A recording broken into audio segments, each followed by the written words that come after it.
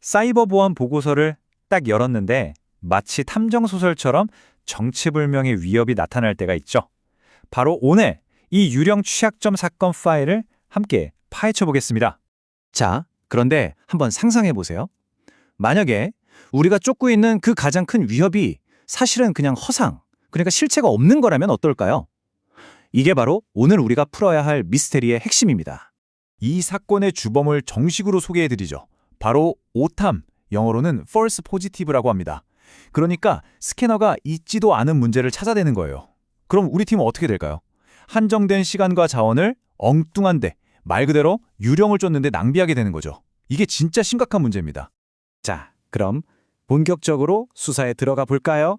마치 사건의 용의자들 신상을 파악하듯이 이 오탐을 일으키는 아주 흔한 기술적인 원인들부터 하나씩 프로파일링 해보겠습니다. 첫 번째 용의자는 바로 배너 그래빙입니다. 이게 뭐냐면 스캐너가 서비스의 겉모습, 그러니까 딱 보이는 버전 정보만 보고 섣불리 판단해버리는 경우예요. 비유하자면 책 표지만 보고 내용을 다 안다고 착각하는 거랑 똑같죠? 실제로는 내부적으로 이미 보안 패치가 다 끝났는데도 말이에요. 두 번째 용의자는 좀 더 교묘한 녀석입니다. 바로 리눅스의 백포팅이라는 관행 때문인데요. 이게 뭐냐면요. 시스템 안정성을 위해서 버전 번호는 옛날 그대로 두는 거예요. 대신에 최신 보안 패치만 쏙 가져와서 적용하는 거죠. 그러니까 겉보기에는 구식이라 되게 취약해 보이는데 속을 들여다보면 최신 방어력을 갖춘 베테랑 같은 시스템인 셈이죠. 이 스캔이라는 게 신뢰도가 정말 하늘과 땅 차이일 수 있습니다. 인증 스캔은 뭐냐면 아예 시스템 안으로 정식으로 로그인해서 파일 하나하나까지 다 확인하는 방식이에요. 신뢰도가 아주 높죠. 반면에 비인증 스캔은 그냥 밖에서 겉모습만 보고 대충 추측하는 거고요. 당연히 정확한 판단을 하려면 내비 접근, 이 핵심이겠죠. 자, 마지막 용의자는 바로 인증 실패입니다. 이게 왜 문제냐면요.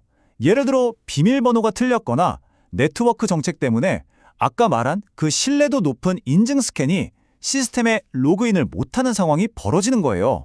그럼 스캐너는 어떻게 할까요? 포기할까요? 아니죠. 어쩔 수 없이 신뢰도가 낮은 비인증 방식으로 전환해버립니다. 결국 보고서는 부정확한 정보로 오염되고 마는 거죠. 자, 이제 주요 용의자들은 다 파악했습니다. 그럼 이런 의심스러운 결과를 딱 마주쳤을 때 우리는 뭘 해야 할까요? 지금부터는 사실과 허구를 구분해내는 공식적인 수사 절차를 알려드릴게요. 이건 우리 같은 분석가들의 표준 수사 절차, 일종의 SOP라고 생각하시면 됩니다. 바로 이 3단계 필터링 절차를 따를 겁니다.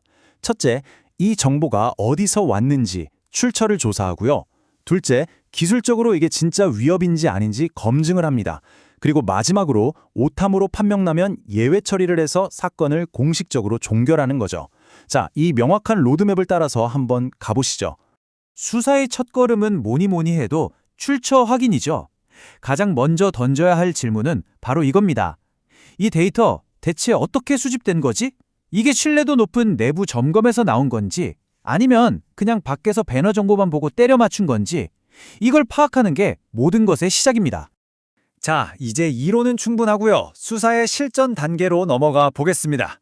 진실을 밝혀내기 위해 분석가들이 실제로 사용하는 구체적인 도구와 기술들, 말하자면 저희의 과학수사 도구함을 한번 열어보겠습니다. 분석가들이 쓰는 핵심 검증 기법은 크게 세 가지로 볼 수 있습니다. 직접 눈으로 확인하는 직접 관찰, 시스템에 무리를 주지 않고 안전하게 테스트해보는 안전한 프로빙, 그리고 여러 도구로 비교해보는 교체 검증이 있죠. 이 방법들을 통해서 진실에 한 발짝 더 다가가는 겁니다. 여러 가지 좋은 방법들이 있지만 그중에서도 단연 가장 신뢰할 수 있는 검증 방법이라고 불리는 거의 끝판왕격인 기술이 하나 있습니다. 바로 직접 관찰입니다. 말 그대로 분석가가 직접 사건 현장, 즉 대상 시스템에 로그인해서 자기 눈으로 확인하는 방법이에요. 소프트웨어 버전이 뭔지, 레지스트리 키가 제대로 박혀있는지 일일이 확인하는 거죠. 패치가 됐는지 안 됐는지 확인하는데 이보다 더 확실한 건 없습니다. 이게 바로 자동화된 스캐너가 놓친 진실을 밝혀내는 결정적인 증거가 되는 겁니다. 자, 이렇게 해서 진짜 범인, 그러니까 오탐이라는 걸 밝혀냈습니다. 그런데 사건을 해결하는 것만으로는 끝이 아니에요. 이 유령 같은 위협이 자꾸 다시 나타나면 안 되잖아요. 그래서 서류 작업을 깔끔하게 해서 사건 파일을 완전히 종결시켜야 합니다. 오탐 사건을 공식적으로 종결하려면 마지막 두 가지 절차를 거쳐야 합니다. 첫째, 해당 항목에 이건 예외야 라는 꼬리표를 딱 붙여주고요. 둘째, 왜 그렇게 판단했는지 누구나 알 수 있도록 명확한 근거를 문서로 남겨야 합니다. 여기서 정말 중요한 원칙이 바로 이 문서화입니다. 왜냐하면 모든 결정의 근거를 문서로 남겨두는 게 투명성과 책임성을 보장하는 가장 확실한 방법이거든요. 나중에 다른 동료가 보거나 감사를 받을 때도 아, 이래서 예외 처리를 했구나 하고 바로 이해할 수 있어야 하니까요. 이건 정말 중요합니다. 결국 문서화의 목표는 아주 명확해요. 나중에 다른 분석가나 감사인이 와서 보더라도 아, 이래서 예외 처리했구나 하고 그 사유를 단번에 이해하고 납득할 수 있게 만드는 겁니다. 이게 바로 프로페셔널한 일처리죠.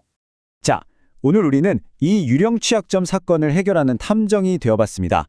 이제 마지막으로 여러분께 질문을 하나 던져볼게요. 여러분이 매일 보는 그 보안 보고서에는 과연 얼마나 많은 유령 위협이 숨어 있을까요? 오늘 배운 이 수사 기법들을 가지고 직접 한번 찾아보시는 건 어떨까요?